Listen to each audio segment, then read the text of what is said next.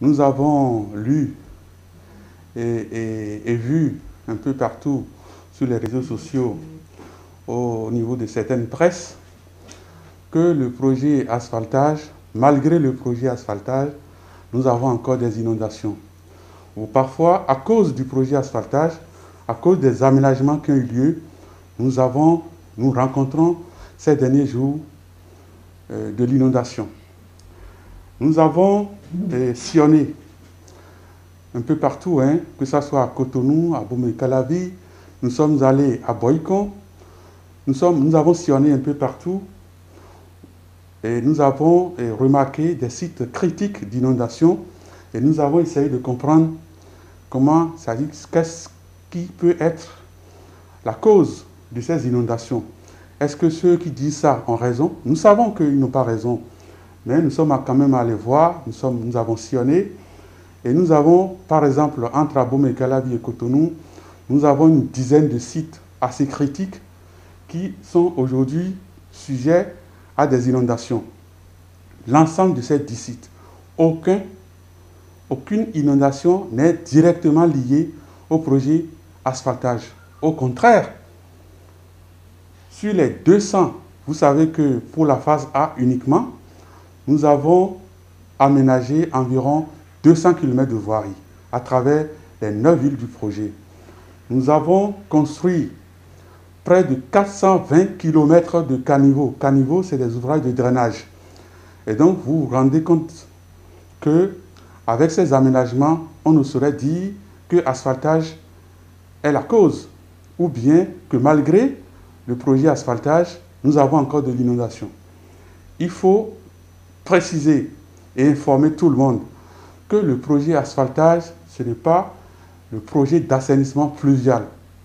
Le gouvernement a mis sur pied un certain nombre de projets qui sont en symbiose les uns avec les autres. Pour ce qui est de la gestion de l'inondation, il y a 2 autres gros projets qui sont destinés, qui ont pour vocation d'adresser massivement ce problème d'inondation que connaît la plupart de nos villes qui sont aujourd'hui sans infrastructures de gestion d'eau pluviale. Je peux citer le programme d'assainissement pluvial de Cotonou qui concerne la ville de Cotonou essentiellement et qui va construire plus de 54 km de gros collecteurs, c'est des gros ouvrages de drainage d'eau pluviale. Cela concerne plus de 70% du territoire de Cotonou. Ce programme viendra répondre à la question de l'inondation. Ce n'est pas le projet asphaltage, même si le projet asphaltage contribue très largement à réduire le phénomène d'inondation dans toutes les villes où ça a eu lieu.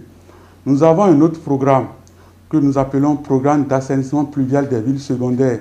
Cela concerne 8 villes à travers tout le pays, dont la vocation, là aussi, est de régler, de réduire la question de l'inondation au niveau de ces villes. Nous avons des références à vous montrer pour expliquer que, au lieu de dire que l'asphaltage a contribué ou bien est la cause de l'inondation, il vaut mieux regarder ce que nous étions à Cotonou, à Boycon ou autres, avant le projet asphaltage. On ne saurait imputer la question de l'inondation au projet asphaltage.